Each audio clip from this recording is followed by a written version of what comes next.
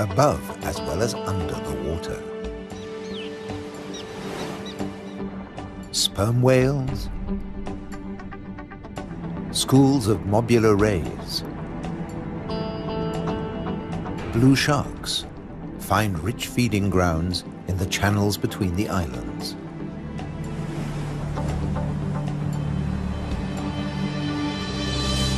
Nutrient-rich reefs draw in life. Blue whales seek out tons of krill in ocean depths.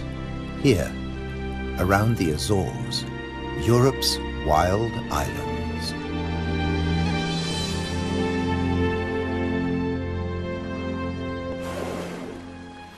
A family of false killer whales cruise the ocean on the lookout for prey. A blue shark patrols alone. Shoalfish confuse single predators. But when they meet false killer whales, the water boils. An individual false killer whale dives down with its prey.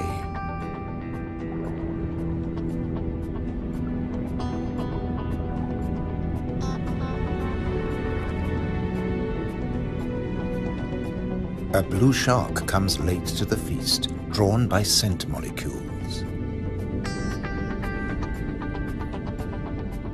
But this morsel presents a problem.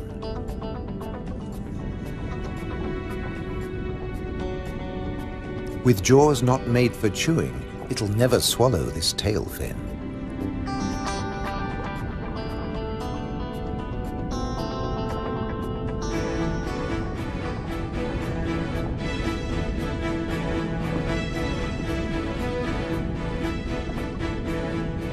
Most fish force water through their gills to breathe. This shark can't, so it has to keep moving.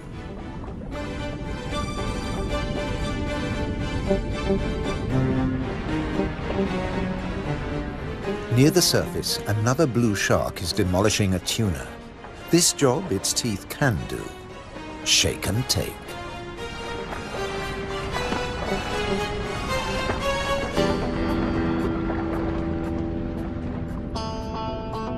Fragments streaming from its gills float to the surface.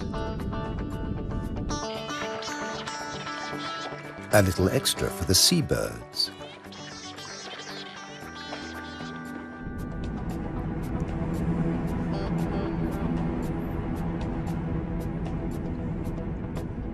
Not all the remains go up.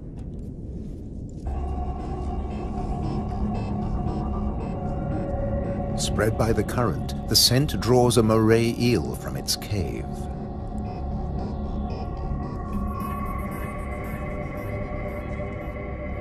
Sea bream, triggerfish, and painted combers are on its tail.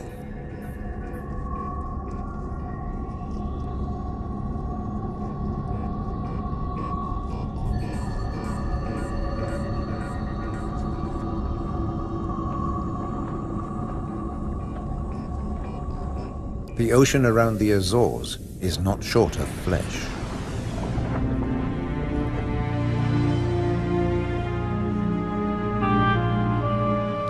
And yet above the water, the islands themselves have no large wild animals. When Portuguese sailors landed on the Azores in 1427, these first humans found no vertebrates at all, except birds and two small species of bat. The birds evolved over time. This variant of the grey wagtail lives only on the Azores.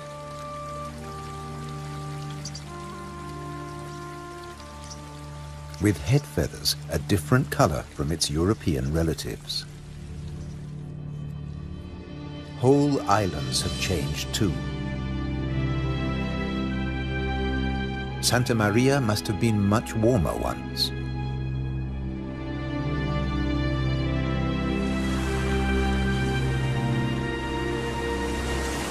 Many of these ocean fossils belong to extinct species that once lived in warmer waters.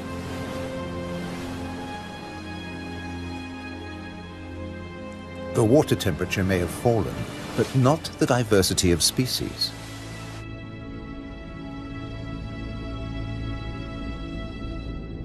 After nearly 6 centuries of human habitation, the seas around these volcanic islands are still largely unexplored.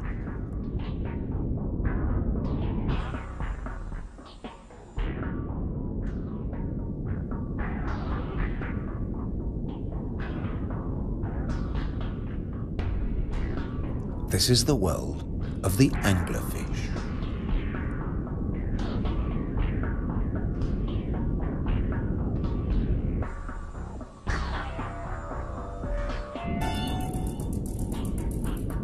A 1,000 meters down, this pink frogmouth ignores the pressure of 100 kilos per square centimeter. Other deep dwellers are less easy to name.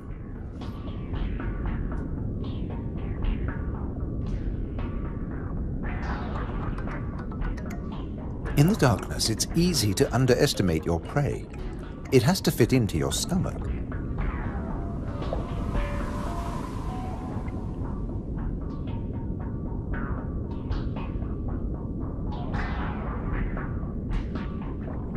The six-gill is one of the largest deep-sea sharks, but at night it swims to the shallows to feed. The spider crab lives in darkness. It has never seen this kind of light. Nor has its coral community. Beyond the scorpionfish and past the deep-sea sponges, there's an unknown world.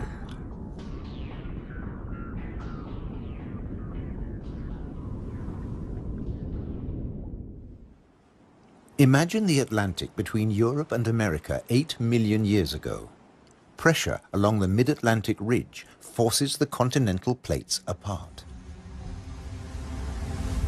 Volcanoes pierce the surface on both the Eurasian and the American side. The Azores.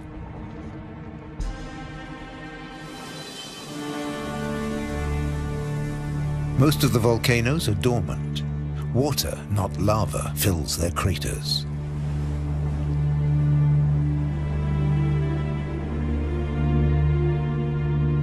Sometimes only crater edges rear from the sea, worn down by the elements. Spawned by the sea, there too they will return. For now, it's craters that dominate the landscape. Gases still escape from fumaroles on some of the 1,700 volcanoes. Heat brings water almost to boiling point.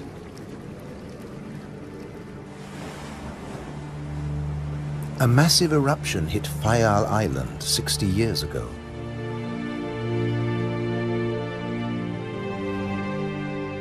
Humans couldn't live in this lunar landscape. Hundreds followed the sun to America. On the volcano's slopes, life had to begin again. Birds were pioneers on naked rock.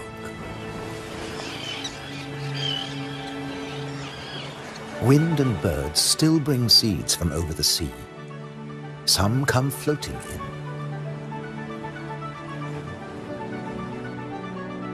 Humans brought the Hottentot fig, and plants create the first soil on bare rock.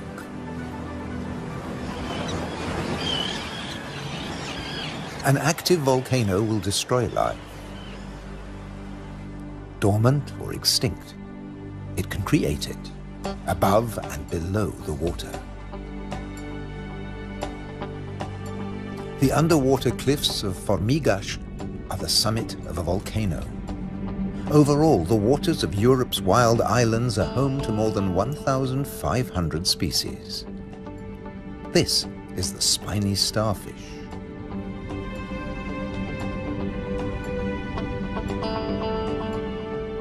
There are 530 fish species, like the damselfish, swarming along reef ledges.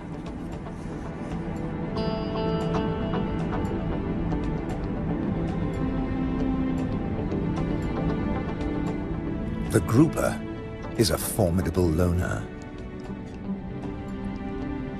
Its giant maws scare off intruders.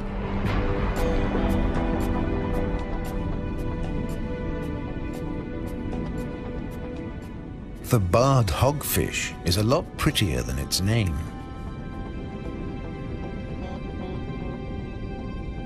It's a protogynous hermaphrodite like its cousin, the grouper. It starts off female until it reaches a certain length. Then it becomes a male, aggressively defending its territory.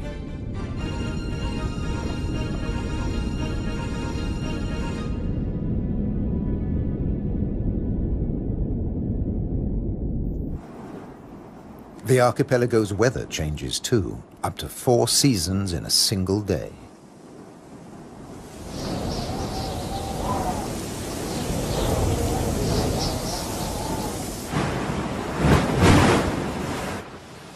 And when the winds blow above,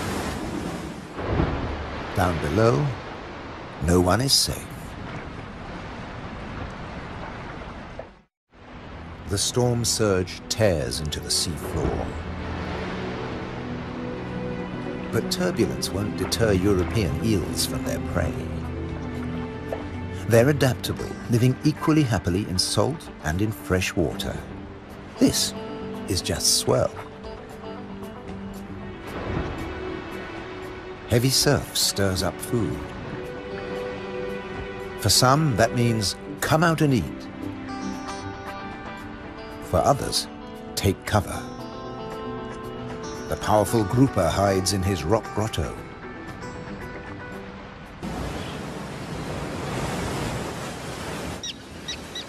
In churning waters, it's tough to spot your prey.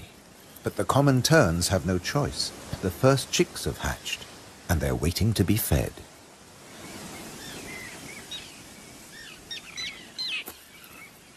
Elsewhere, adults are still brooding. The nest, a few pieces of dried grass, hardly visible. The parents sit in turn for 3 weeks. Their beak, both dagger and tweezers, is perfect for catching small fish.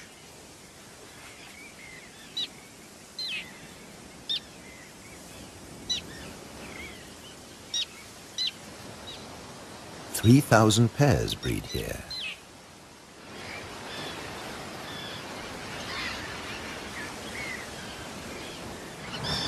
Typically, each couple lays 3 eggs.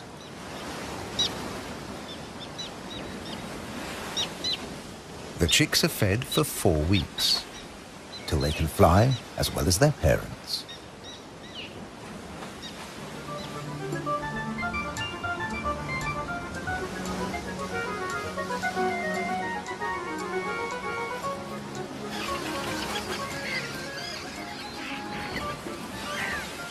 Then they're ready for takeoff on the long journey to South Africa.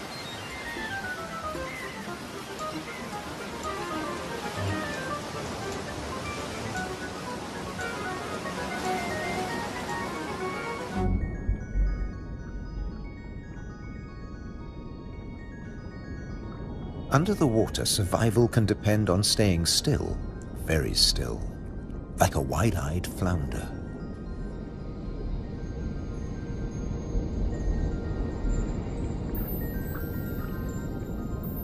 With his general-purpose military markings, the Guinean pufferfish doesn't mind being seen.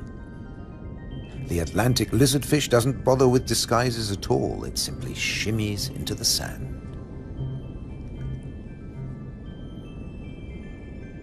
This may fool both its prey and its predators.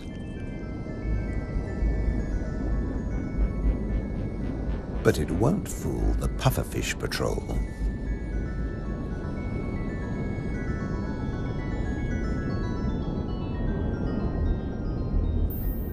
The shamefaced crab folds its pincers to protect its gills and digs itself in.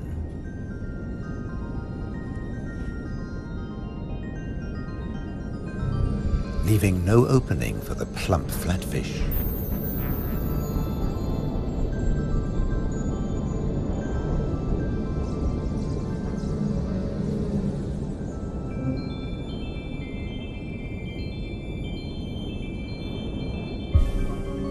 Bye. A starfish flees at top speed from a marauding snail.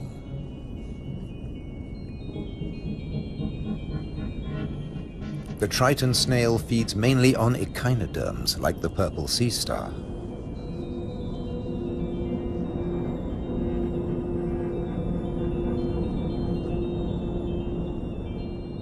It's no big deal for an octopus. No pickings for it here.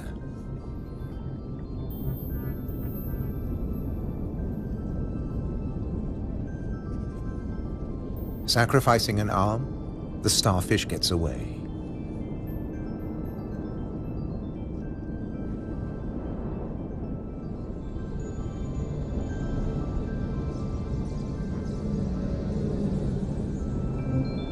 It's escaped with its life, and the limb will grow again. These wild islands in the Atlantic are a freshwater reservoir.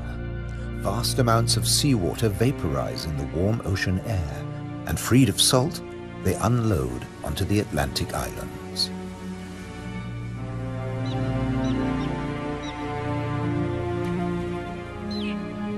The common tern flies between two worlds, fishing in the sea and in the lakes.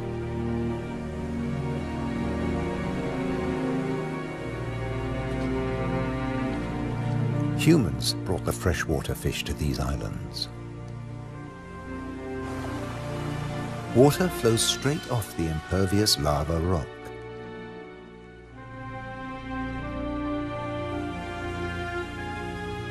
But peat moss sucks up huge quantities of water like a sponge,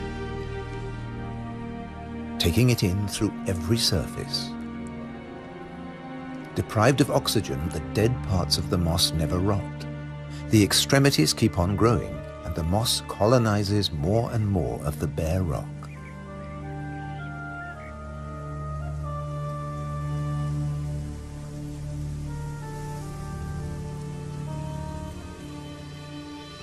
Just beneath, more than 270 caves pierce these wild islands, dark and cold.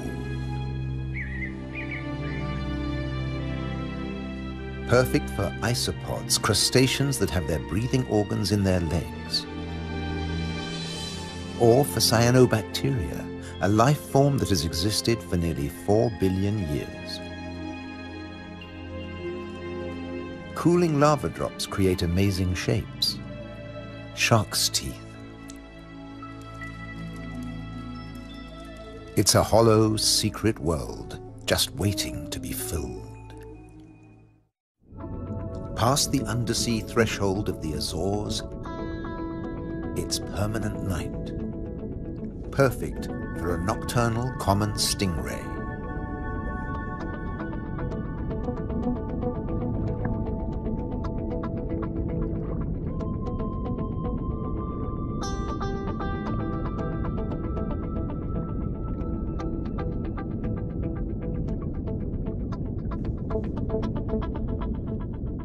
It's not alone here. Sliding over the cavern walls, unicorn shrimp.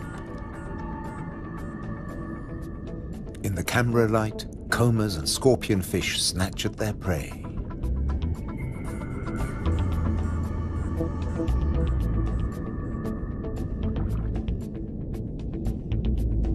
The brown moray eel is cleaning up on the cavern floor.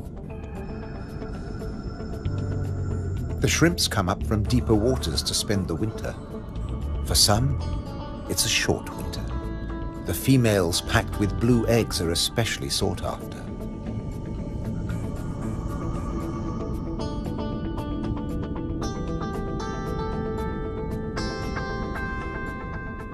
The shrimps also live off crustaceans, their own species.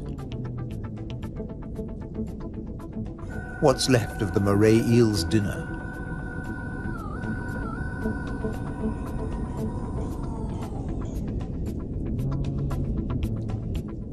First, eat your neighbor, then take time for a spot of grooming.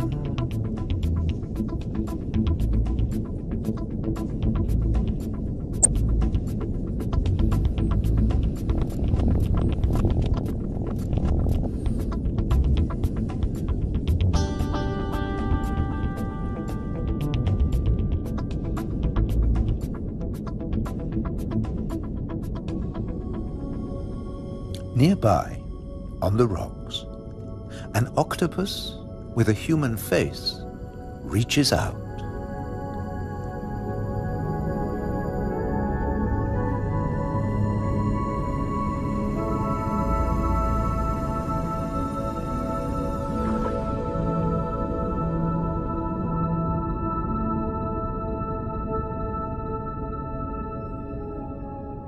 The stingray glides back to the ocean.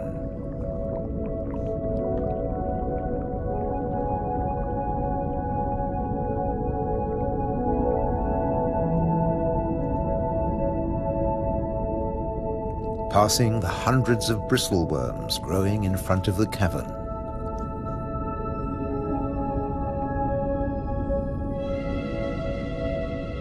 Their tentacles trap particles from the passing current to eat or to construct the tubes they live in.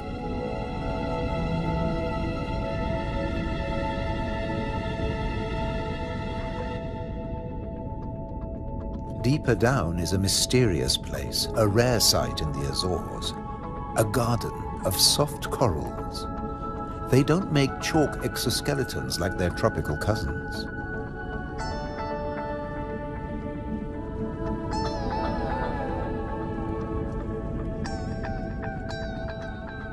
The currents carry plankton down to their home on sunken seamounts.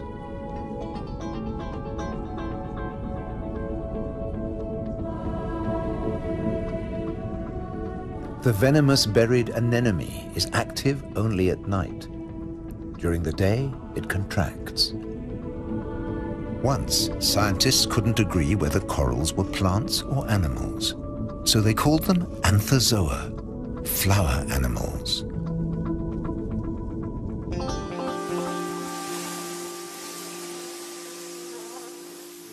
No doubt about these.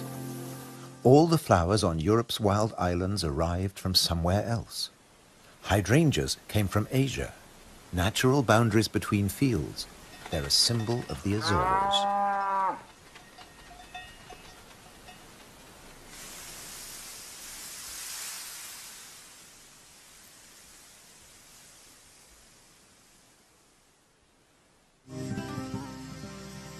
Hundreds of stone walls create hundreds of microclimates for the vines the settlers brought in the 15th century.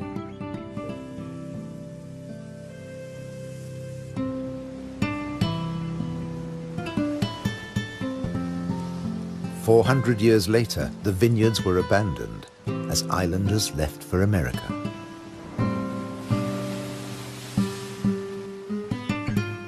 The stone walls became a playground for Madeira lizards.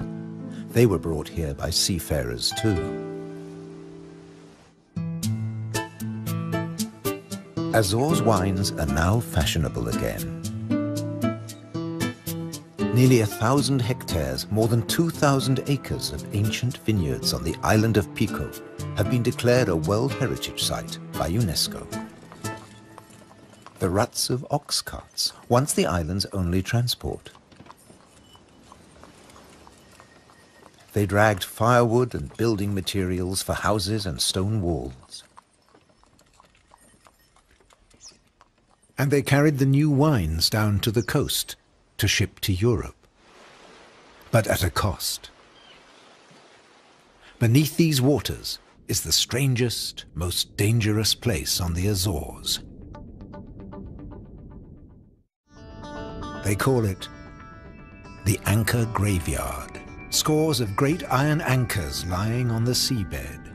When an Atlantic storm hit, the only way to save your ship from the rocks was to cut the anchor rope fast and dash for the open sea. The iron left behind has become a rusting reef for a multitude of creatures. These anchors are coated by algae and tube worms.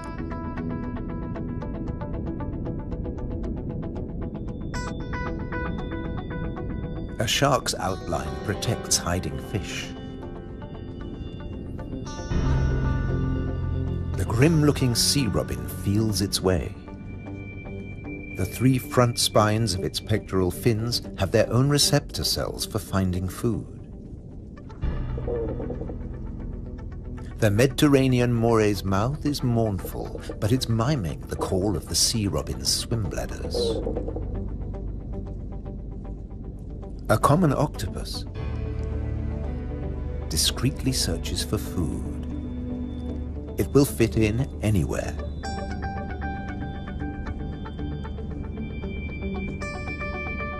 While bearded fireworms clear up the corpses in the anchor graveyard.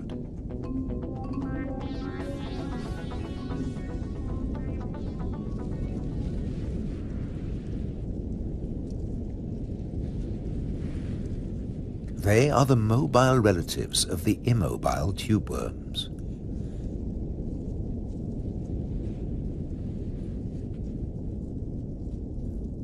The octopus has found another spot to test its camouflage skills.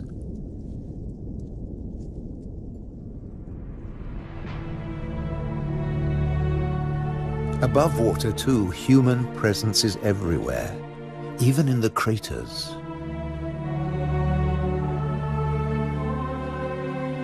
Any straight line means a wall, one that protects the grazing horses and cattle. By keeping the grass short, these domestic animals help the seasonal visitors that have been coming here for thousands of years. The ruddy turnstone digs to find fresh food. Black-bellied plover fly in from Russia on their way to their winter quarters in South America and South Africa.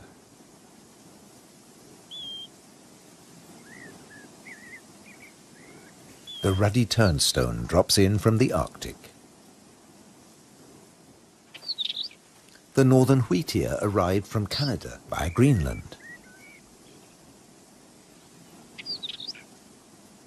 The American pipit drifted in from North America. The blackbird? Well, it's here all year round. It's an endemic variety. The male is darker and glossier than its mainland cousin. Birds have to transport their own weight. A little body can be a big advantage on a long journey. But weight doesn't matter to other migrants. They're supported by water.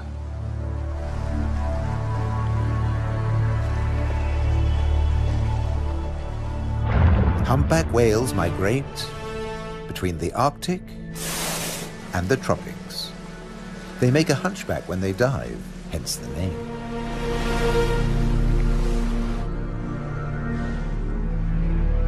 A pod of fin whales, the blue whale's closest relatives. The two species can interbreed. They swim back and forth between Arctic and subtropical waters.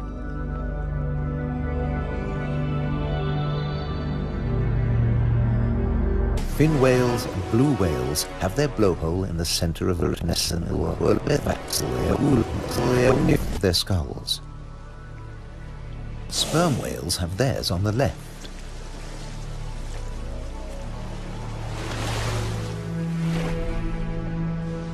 Baleen whales spend long periods sieving krill and plankton from the waters of the Azores.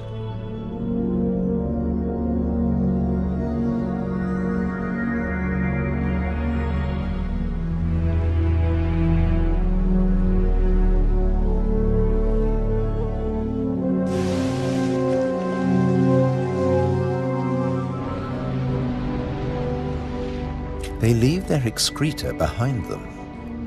It feeds vegetable phytoplankton. Animal plankton eat the phytoplankton, and at the other end of the food chain are fish and the whales themselves. But a great deal of whale food comes from deeper down.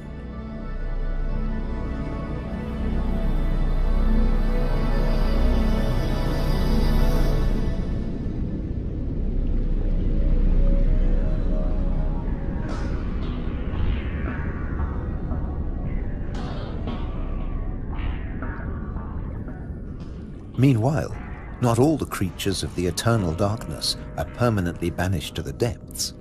Every night, countless organisms leave the realm of the bizarre anglerfish and rise into shallower waters. Colossal amounts of krill join them on the upward journey. A nightly vertical migration. Salps and bioluminescent comb jellies illuminate the greatest movement of biomass on Earth. All here to harvest the vegetable plankton or get eaten themselves. This innocent-looking blob is anything but. A Portuguese man-o'-war is a colonial organism, a conglomeration of polyps serving different functions. One polyp is the sail. Innumerable other polyps repel invaders or catch booty with tentacles that stretch up to 30 meters. On the right, a salp has become ensnared. Venom from stinging cells kills the prey. The tentacles drag it to the mouth.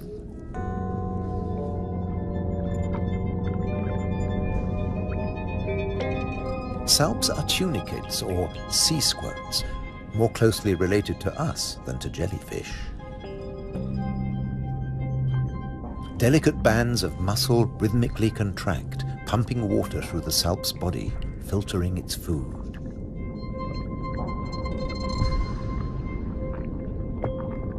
Salps build into chains and can direct themselves through the water.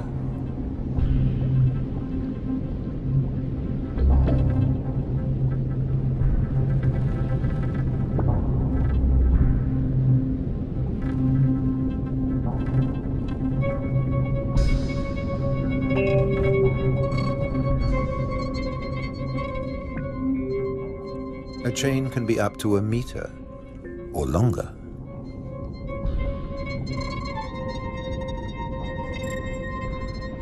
Unlike salps, many jellyfish have venomous tentacles. But they too have predators. They're one of the favorite foods of loggerhead sea turtles. On their 5-year journey from the Florida beach where they were born, they swallow innumerable jellyfish immune to the venom. But there's another hitch. Comb jellies have no sting cells, but in the water they look a lot like drifting plastic.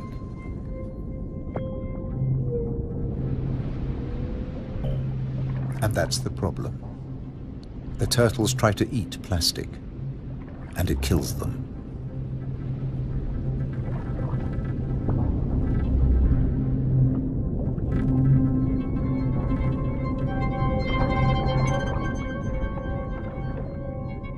This is a great jellyfish hunter. At up to 3 meters in length, the ocean sunfish particularly relishes the Portuguese man-o'-war. But that too catches other jellyfish.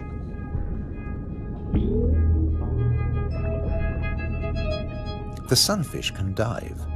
This heaviest of all bony fish tears its prey apart in the depths.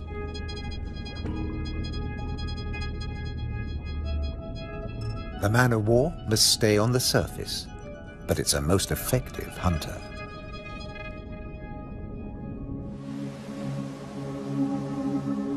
The Cory's shearwater also has a successful strategy, at least in its familiar world.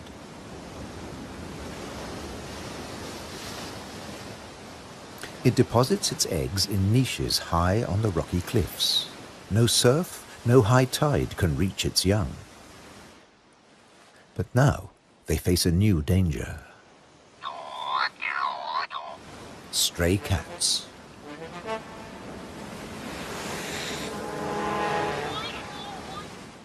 The female shearwater laid a single egg in May.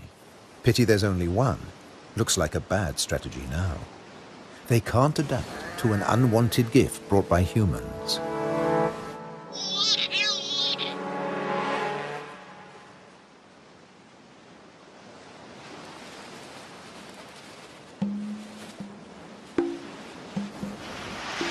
On the island of Corvo, more than 80% of predated chicks are the victims of cats.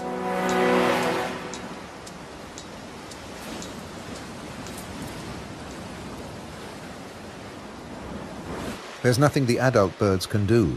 They spend the whole day out over the sea.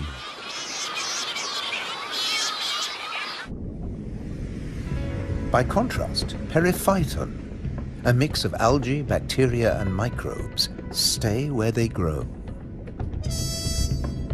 ruled by time and tide. Some quickly find a home on flotsam and jetsam. Attached and yet mobile, they drift across the ocean.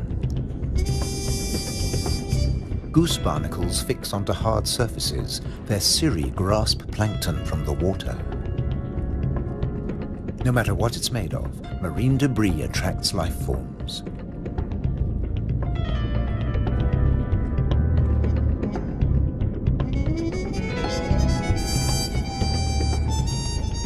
One of the ocean's fastest swimmers likes to stay close to flotsam, the mahi-mahi.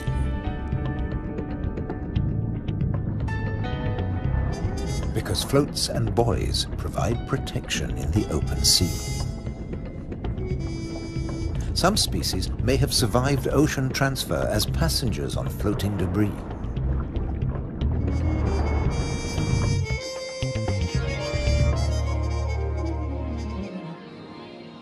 When shearwater breed, dusk brings a deafening chorus.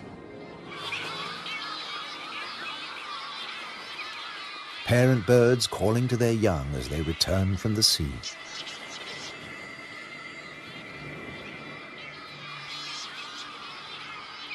The birds recognize each other's cries.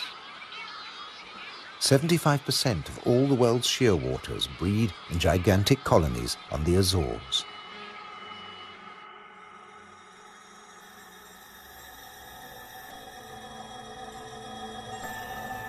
The name Madeira lizard says it all. This creature originated on a distant island. The Madeira wall lizard is very common on the Azores. It's one of the few reptiles found on these islands, and it's very fond of nectar. Invertebrates and vegetable matter complete its diet.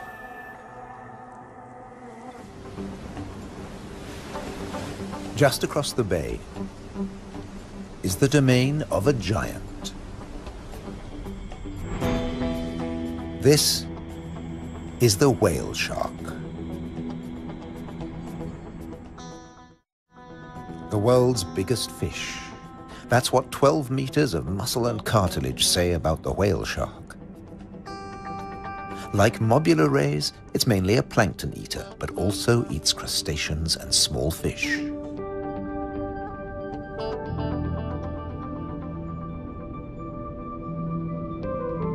The rays' rolled fins on their foreheads direct the plankton into their mouths.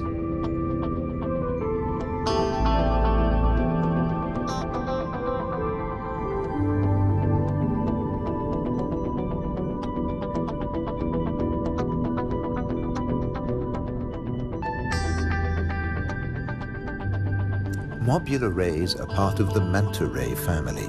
They cruise in small groups, shadowed by fish using them as cover and picking up their leftovers. Flying in slow motion, the rays dance through the ocean, round the volcanoes.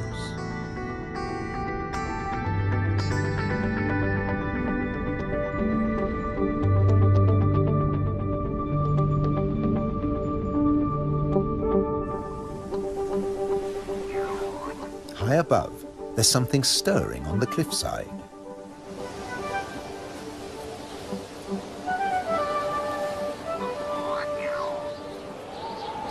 A Cory's shearwater leaves the nest niche for the first time. He doesn't know a thing about flying, but his parents have stopped feeding him. He has to learn to fly as fast as possible, or he'll never have a meal again.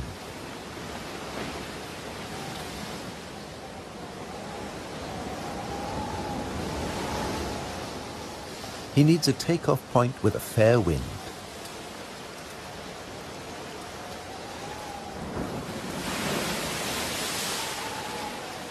Even on the rocks, he looks unsteady.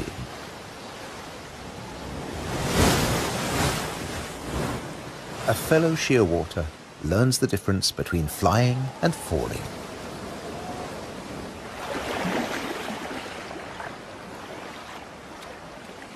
If you're already on the surface of the sea, there's nowhere further to fall.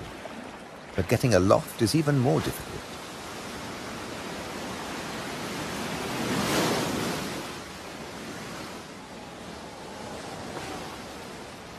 Wings over water. That's the right idea.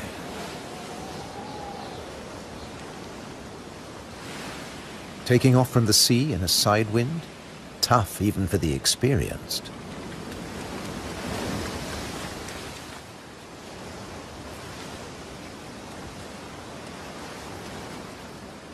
It's now or never. Pluck up your courage. Embrace the wind and off to South America.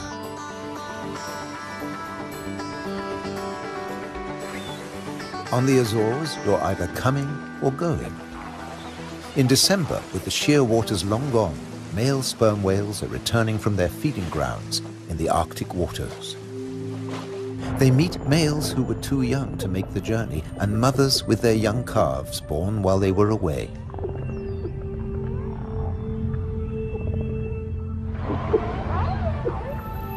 While the mother dives for food, her calf stays on the surface. It'll be 2 years before he dives with the group.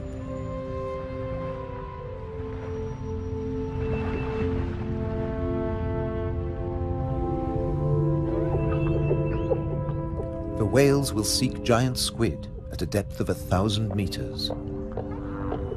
At 18 meters and weighing in at 50 tons, sperm whales are the world's biggest toothed whales.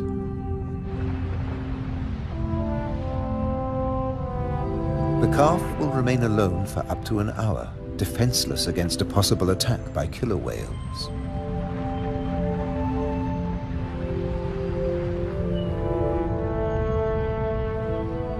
Finally, the group return from the deep.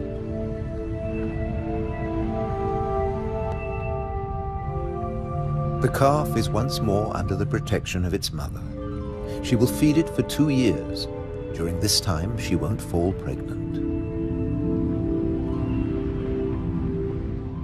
Now the whales can take their ease, preferably hanging vertically in the water.